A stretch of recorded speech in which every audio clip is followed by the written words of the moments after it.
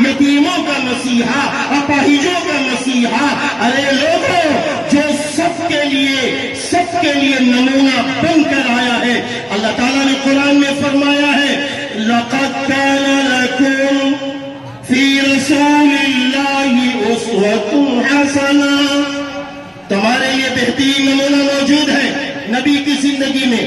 لیکن کیا نبی کی زندگی کا نمونہ صرف مسلمانوں کے لیے ہے؟ نبی کی زندگی کا نمونہ صرف مومنوں کے لیے ہے؟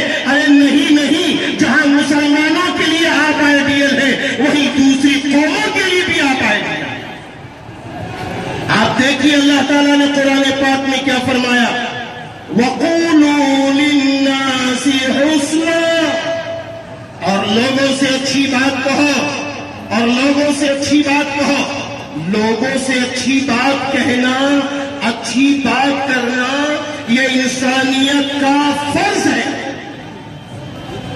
اور لوگوں میں ہندو بھائی بھی ہے، سکھ بھائی بھی ہے، عیسائی بھائی بھی ہے، یہودی بھی ہے، بدھسٹ بھی ہے، مسلم بھی ہے، جین دھرم کے لوگ ہیں، سارے دھرم کے لوگوں میں شور ہے.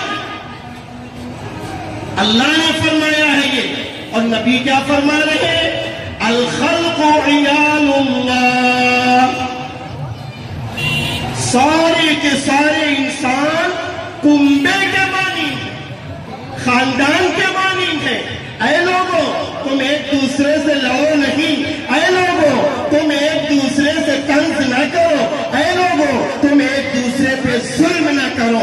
اے لوگوں، تم ایک دوسرے کی مدد کرو، ایک دوسرے کا خیال کرو. جو تمہاری مدد کرے یا نہ کرے تم اس کی مدد کرو. حضور صلی اللہ علیہ وسلم نے فرمایا، کیا فرمایا؟ فرمایا جو تم اپنے لیے پسند کرتے ہو وہی تم اپنے بھائی کے لیے پسند کرو. جو تم اپنے لیے پسند کرتے ہو وہی تم اپنے بھائی کے لیے پسند کرو. اور آگے فرمایا، اے اللہ کے بندو، لوگوں سے صرف اللہ کے لیے پیار کرو تو تم مومن کامل بن جاؤ گے. تم مومن کامل بن جاؤ گے. اے اللہ کے محبوب بندو، دوسری بات جو بڑی اہم بات ہے، بڑی اہم بات ہے، آج ہم کہتے ہیں نبی کی سیرت سے جڑیں گے تو کیا ملے گا، نبی جیسی صورت سے جڑیں گے تو کیا ملے گا، نبی کی زندگی سے جڑیں گے تو کیا ملے گا. ارے میں آپ کو بتا